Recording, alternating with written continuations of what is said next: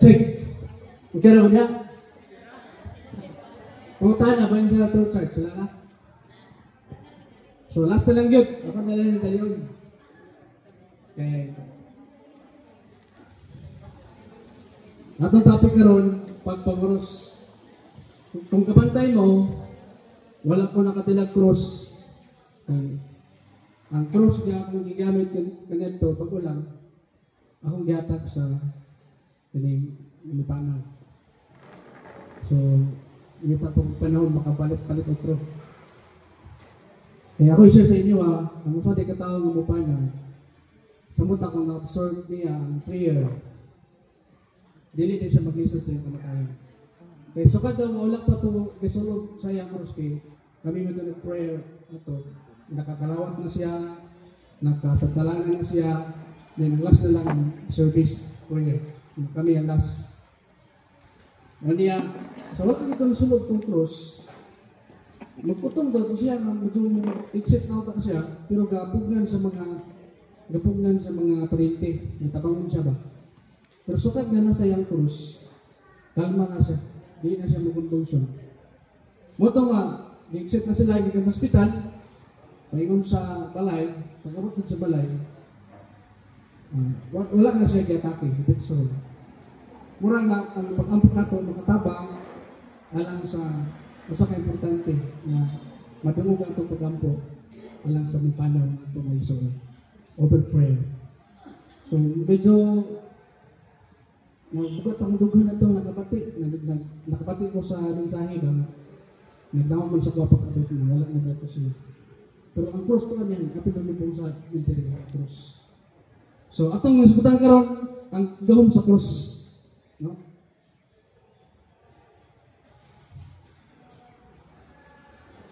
So, unsa man ang pagpamuros? So, matod pa, the sign of the cross is a gesture that originated in early Christianity and is used to bless people, object, or oneself. It is one of the most common prayer in the Catholic Church. Unsa ko no? To bless people. Kapag nga si Father kaganina, kung sa atong misa, gibless pa niya, paglaro ka mo, isang yung makayong balita. To bless people. Gamit ang cross. Di ba, musayin man na siya, paglaro, yan i-bless ang people. Object, sacramentals, kanang mga Holy Rosary. Usa ka na siya sa ginatawag na ito, sacramentals. Nga gina-bless to Father. Oneself, kini kita sa atong pagpanguros. Gibless na ito itong pagulingon. Kung sa may atong giltok, sa ngalang samahan, sa anak mo sa Espiritu Santo. So kana palang daan, that is the form of prayer. Sa kada palang daan. So ang kanang pagpanguros, gamit nato sa pagsugod sa pagampo, angtod sa paghuman. Diba? Magsugod na manguros, niguman manguros.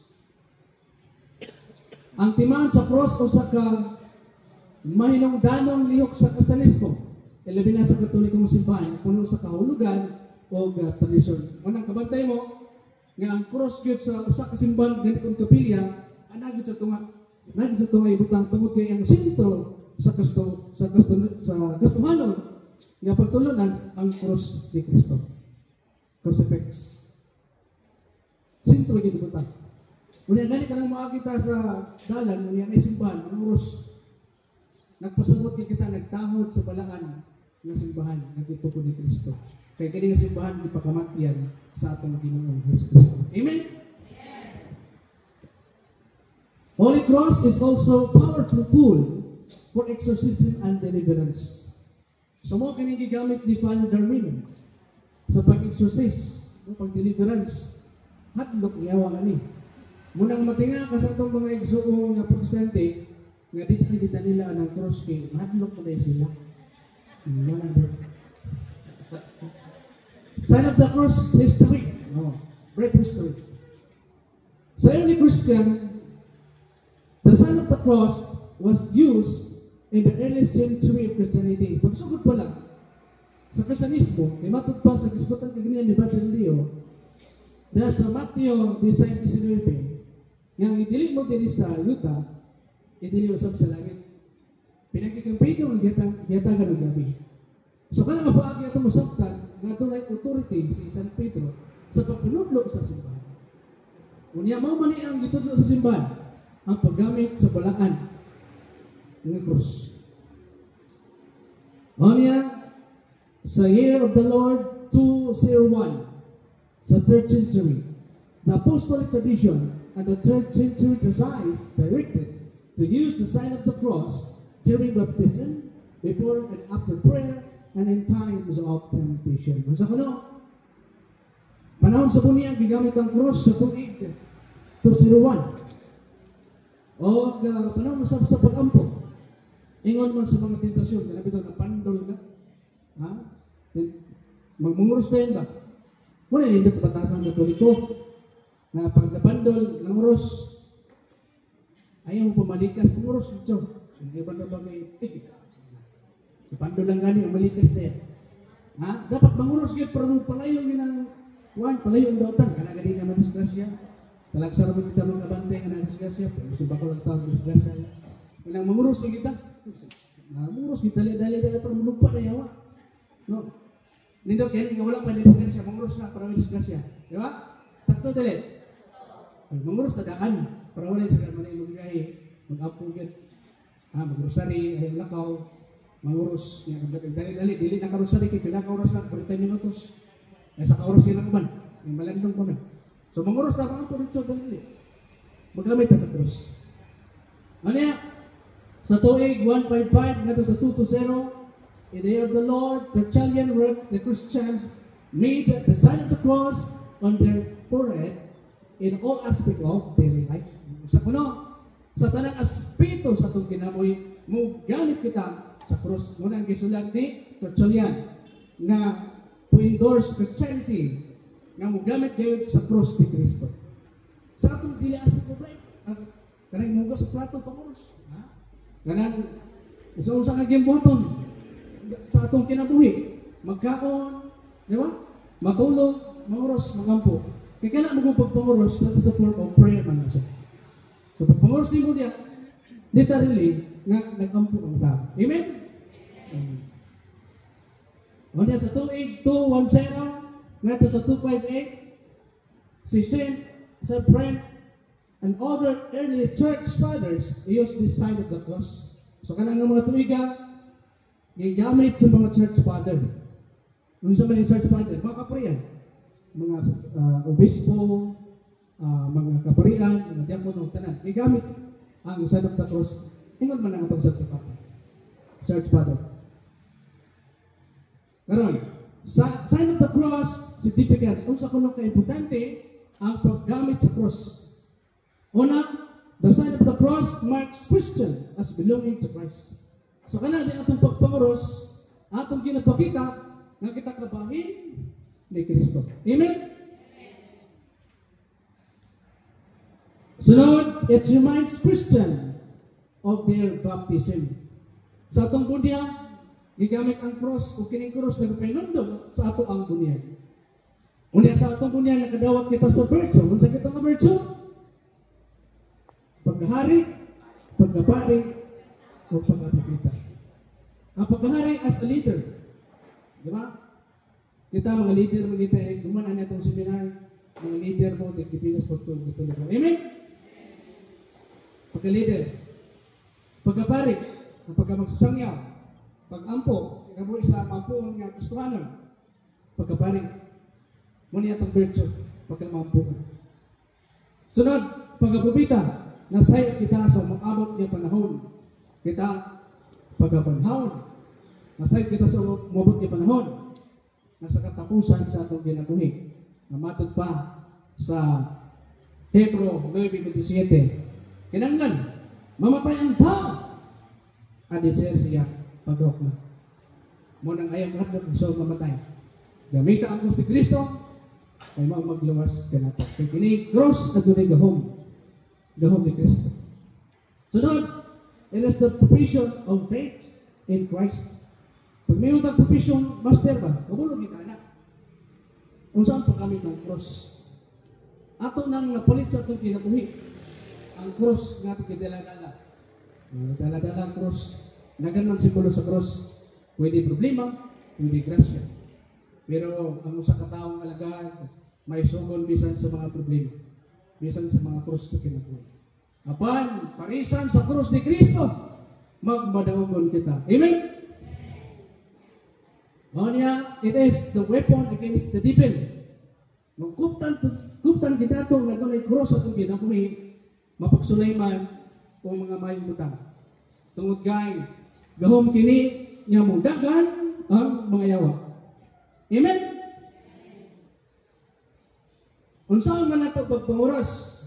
Matod pa, ang timaw sa cross ginahimong pinagi sa pagdapat sa agtang dayon sa tiyan, sunod sa wala nga baga, ug dayon sa tuong nga baga. Ug matagtihok kasagaran ginasundan sa mga punong sa ngalan sa Mahal sa Anak ug sa Espiritu Santo. Anya nganong sa agtang man matod pa sa Deuteronomio 6:8, ibugos kini sa inyong bugtong, ingon nga ilhanan, o gibutang ingon nga timaan, diya sa inyong agtang.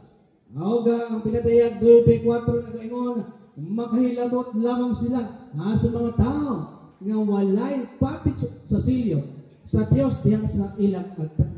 Ug pasabot katong di manguros ilabtan to yawa. Panguros gid mo. Narabay di manguros sige dapat katulik ko. Hindi mo ito manguros. Parang ilang pagdaot sa Katoliko, murabag ang presensya sa kangit-ngit na nila. E kung kita ang mga Katoliko, magsangiyaw alang sa kayuhan, alang sa kalawasan.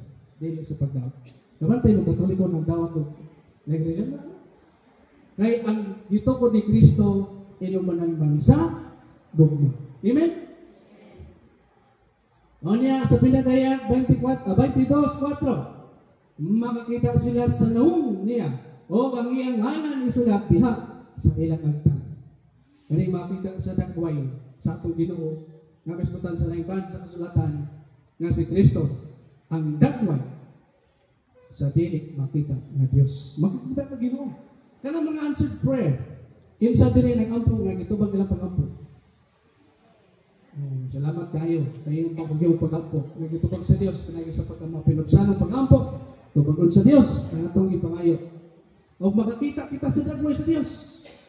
O tungod kay sa atong pagpanguros, ipakita nato ang marka sa kaluwasan ng mga cross. Amen? O niya anong saktiyan man? Sa Lucas 1:5, ang balaan ng bata tawgon niyang anak sa Dios. Katong balaan nga bata, asa man ito nabutang? Sa ulo, sa tiyan? Sa tiyan, sa ulo. Mga bansat, kibutang sa ulo, wag ikasabag. Unya anong sa bagaman? Matod pa sa Exodo 28:12, butang pinidya sa baga sa ipod, ingon nga mga handumanan sa mga anak ni Jacob, dala-dalahon ni Aaron, diya sa iyang baga, ang mga ngalan, aron dili sila higalimtan sa Ginoo. Dili sila higalimtan sa Ginoo, tungod kay kini baga nagsimbolo sa kusog. Sa kusog ng atong nadawa gikan sa Dios. Ini sa Mateo 11:30, sayon ang yugo nga akong isangon kaninyo o gaan ang ipapasan ko kaninyo. Kanatong bidawat sa mga problema, cross sa kinabuhi, gaan ang ipapasan kanato tungod kay aniya kanato ang gahom sa Dios, ang cross. Amen. Mo anak nga sa abag ang ibutang. Kay kanang presensya kana. Sa bala ang espiritu kay sa bagay nitugtong ang balaang espiritu nga nagsimulo sa daw. Take note, ang atong abag ato ni kusog ug kun ang Espiritu Santo aniya kanato mas mukusog kita kauban ang Dios. Nakita na mo ang kakusgon sa iyong presensya karon. Nga niyan hindi mo naminaw gud mo sa pulong sa Ginoo. Bisan sa layo nga bahin kami man ni alang sa pagsangyaw sa pulong sa Ginoo o Espiritu Santo nagdasig kanamo. Aron sa wali, bisan ato namin kakulangon, kami mingon hindi kami perfecto. Hindi kami master gani. Apan kami kaninguha nga kami nagpanalipod sa pagtuong Katoliko, huwag kang usap mahimusap nga tigpanalipod. Pinagsa ko si Kristo ang gahom sa Dios. Amen? Nanong sa tuong kamot man, ang pagpanguros wa kay wa. Matthew 16:9, himon human nakigsulti kanila ang Ginoong Hesus gibayon siya ngadto sa langit ug milingkod sa tuo sa Dios. Asa milingkod? sa to sa Dios. Kay dito ang pasensya sa Dios. O musap ang kusog gahom sa Dios. Ang krus gahom sa Dios matod pa sa unang Korinto 2:5 aron ang inyong pagto dili magagad sa kalam sa tao kundi gahom sa Dios. Narabay kanang uban nato may sungkon nagsalig na sila master, nagsalig na maayo gid sila. Apan sa giingon sa Biblia, di nato akto ng kalam apan pinagi sa gahom sa Dios, sa gahom sa krus. O niya sa unang Korinto 1:17 wala nako gamitan ang mga pulong nga lisod samton aron dili mawagta ang gahom sa kamatayon ni Kristo dito sa krus. So sayon og dayang atong masabot kung giun sa kita pagigugma sa Dios. Amen. Tungod sa gugma sa Dios gihatag niya iyang bugtong anak og nagkantos ng pagkamatay sa krus. Tungod kung alang ko nimong ug kanang konso. Ano niya sa unang Korinto 1:18 kaya mensahe may tungod sa kamatayon ni Kristo dito sa krus binuwang alang nitong nangalaglag apan kanatong gilawas gahom kini sa Dios. Tiaw mo kanang di sila moto krus nagpasabot nga kanang teksto nagapamataod nga sila nagbugal-bugal sa gahom sa Dios. Binuwang alang kanila og sila nangalaglag.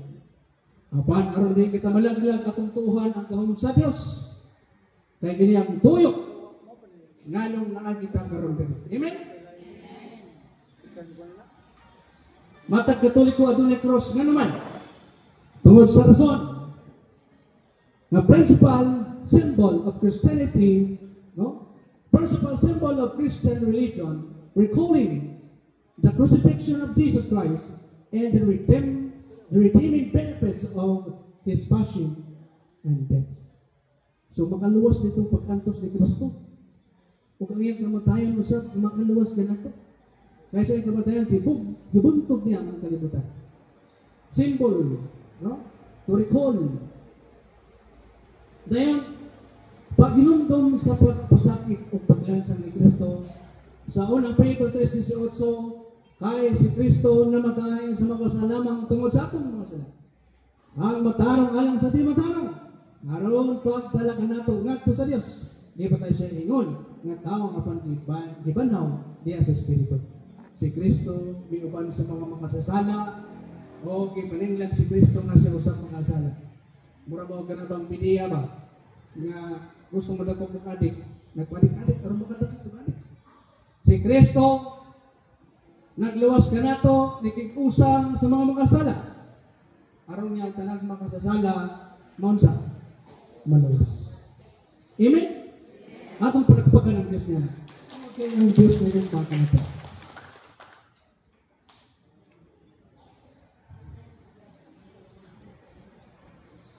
Then kini, timaan sa iyang gugma o alang sa atong kaluwasan. Nagisgutan sa Galacia 2:20, gilansang ako ubad ka Kristo dito sa krus. Bosa, dili na ako ang nabuhay ko dili si Kristo na. Nga niya ka ko. O kini kinabuhi ko karon akong gikinabuhi diha sa akong pagtuo sa anak sa Dios nga nahigugma ug nagtugyan sa iyang kaugalingon. Anak kanako tiyaw mo nang nagugma sa atong Ginoong Hesus. Ug kita usab na kinabuhi nga dili na katong makasala, kinabuhi nang linawas, kinabuhi nga ana si Kristo. Amen. Ani, sacrifice and atonement. Look 9:24. Kay ang buot magluwas sa iyang kinabuhi kawadan hinuon ini. Apan ang kawadan sa iyang kinabuhi tungod tinako magluwas hinuon ini. Muna ni karon. Kinsa may gusto mamatay diri? Ako ra. Adlok mamatay. Salamat Sir. Ayaw kadlok yang kamatayan kay matod pa sa Lucas 4:24 ang maglikay noon sa buong pagkamatayon mawada hinuon ini. No? Wala kayo matay, wala mong gitudluan pero matay ha. Gitudluan ta mo igsoon, gitudluan ka mo sa Ebanghelyo ni San Lucas nga magkinabuhi nga andam sa tanang panahon kitang tanang matay nila. Why you escape pa rin? Pero sa wa pa ta mamatay, kinahanglan nga realign sa nato ato ang pagkakastuhanon sa pagbaton sa kahom sa Dios nga mo ang cross ni Kristo. Amen. Kung ta nagtubag, nganong mangoros man mong mga katok, mga Katoliko. Tubag.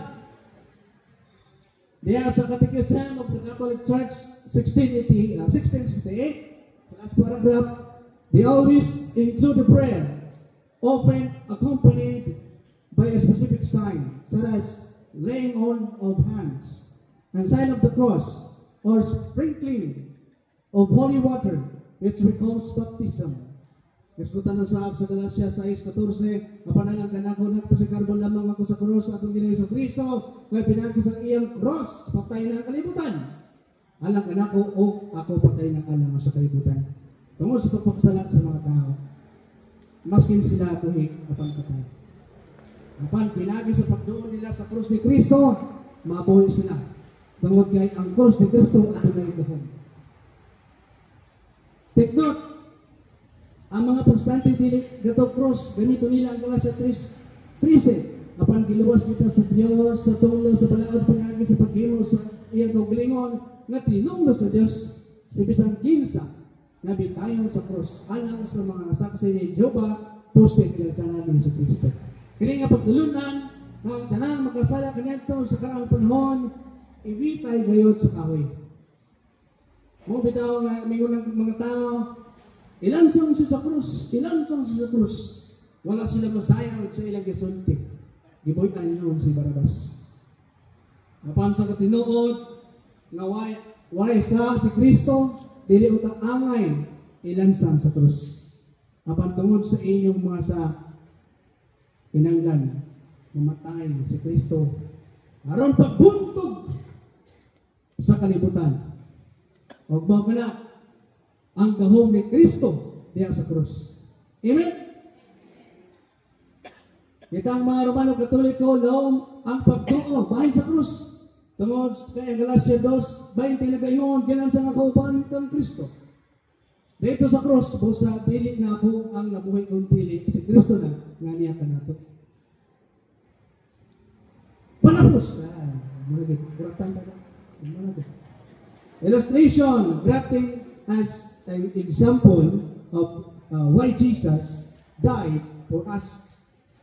Mukha nagbalik-balik din ako ng Galatia 2:20, tanti ka teksto ni. Kaya dili siya masabtan sa ubang relihiyon. Na literal yun, namin matubre kang kinabuhi ka ni Kristo.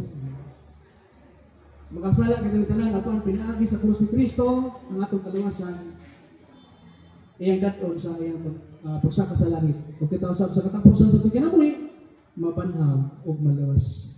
O galing crafting ato kining sakton kinsay agriculturist diri. Bro, agriculturist ni agriculture. Pagputuli mo sa kahoy, kanang bagong sampul mangga pa karon, giputuli mo, ni imo nang isumpayan og sayon ka nang himsog ka sanga para mo'y dalik mo mga. Di ba? O mahimo ng bag-o nga sanga. Mausap ang kinabuhi ni Kristo, human nga gipatay, adunay bag-o himugso nga nagdala sa dahom. Magikan sa langit, kung nakaangkod kita o kung sa kaluwasan. The end. Tapos na tayo. Thank you and may God bless you all. Mayong hapon lang salamat.